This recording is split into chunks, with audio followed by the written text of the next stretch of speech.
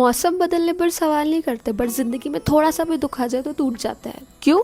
Hare Krishna, I am Sejal and welcome to episode 4 of Geetamrit with Sejal. Arjun अपने शोक में ही डूबे हुए हैं और उनके इस गहन दुख को हरने के लिए परम पुरुषोत्तम श्री कृष्ण अब उन्हें सबसे गहरी बात समझाते हैं। इस एपिसोड में हम श्लोक 2.14 को समझेंगे, जिसमें श्री कृष्ण तितिक्षा का मूल मंत्र देकर अर्जुन को स्थिर होने की विधि समझाते हैं।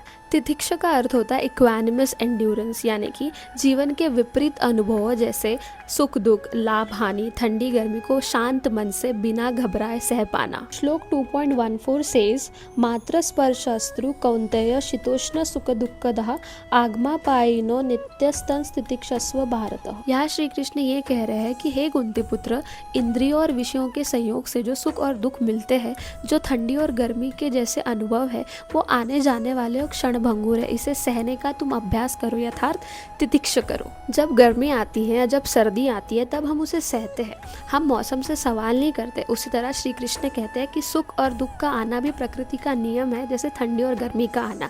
जैसे माघ, दिसंबर, जनवरी की ठंड में भी लोग सुबह उठकर अपना नित्य कर्म करते हैं, और गर्मियों अप्रैल और मई की तैश में भी रसोई का काम या अन्य ज़रूरी काम बंद नहीं करते, क्योंकि वो हमारा कर्तव्य है और हम जानते हैं कि ये मौसम हमेशा बदलते रहेंगे। उसी तरह हमारे जीवन में आने वाले कुछ छोटी मोटी कठिनाइयों से, जैसे कोई फाइनेंशियल लॉस, कोई बुरा हादसा या फिर कोई नेगेटिव कमेंट, इन सब से हम इतना व्याकुल हो जाते हैं कि सब कुछ रोक देते हैं।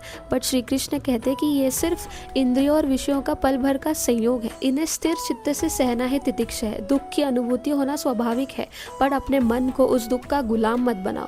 जो वस्तु पल भर की है उसके लिए परेशान होकर अपने मन की शांति को मत खोइए। स्थिर चित्त से सहने का ये अभ्यास ही आपको इस अनित्य संसार में आत्मिक स्थिरता देगा।